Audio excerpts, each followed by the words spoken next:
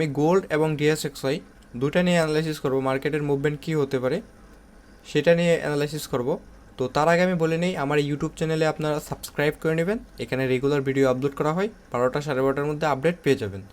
তো শুরুতে যদি আমরা ডিএসএক্সওয়াই নিয়ে অ্যানালাইসিস করি, তো ডিএসএক্সওয়াই আমি আগে বলছিলাম যে এটা ছিল একটা মার্কেটের স্ট্রং সাপোর্ট জোন, এখান থেকে মার্কেটটা ওঠার চান্সটা অনেকটা বেশি।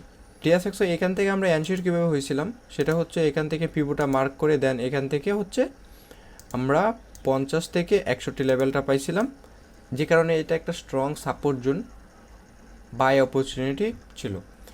তো আমরা যদি এখন গোল্ড অ্যানালাইসিস করি, আমরা গোল্ডে দেখতে পাচ্ছি যে একটা রেঞ্জের ভিতরেই মার্কেট, প্যারালাল চ্যানেলের ভিতরে।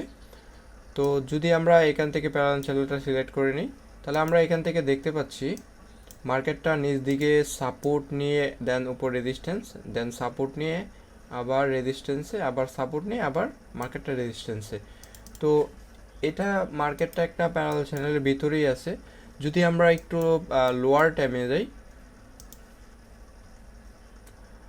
তো এখান থেকে লোয়ার টাইমে আমরা যাওয়ার পর আমরা এখান থেকে দেখতে পাচ্ছি মার্কেটটা একটা প্যারালাল চ্যানেলের ভিতরেই।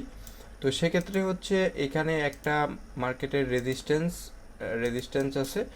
যদি মার্কেটে এই রেজিস্ট্যান্সটা ব্রেক করে, তাহলে মার্কেটটা আমরা বলতে পারি উপরের দিকে যাওয়ার চান্স আছে। এখান থেকে মার্কেটটা সেলে যাওয়ার সম্ভাবনাটা অনেকটা বেশি, কারণ এটা একটা প্যারালাল চ্যানেল। তো এখান থেকে সাপোর্ট নিয়ে দেন মার্কেটটা নিচ দিকে আসার সম্ভাবনাটা অনেকটা বেশি। তো যদি আমরা দেখি যে কতটুকু আসতে পারে, আমরা এখান থেকে এই পজিশনে মার্কেটটা আসতে পারে। যদি মার্কেটটা উপরের দিকে এই রেজিস্ট্যান্সটা ব্রেক করে, তাহলে আমরা বলতে পারি যে এখানে রেজিস্ট্যান্সটা পর্যন্ত মার্কেট যেতে পারে।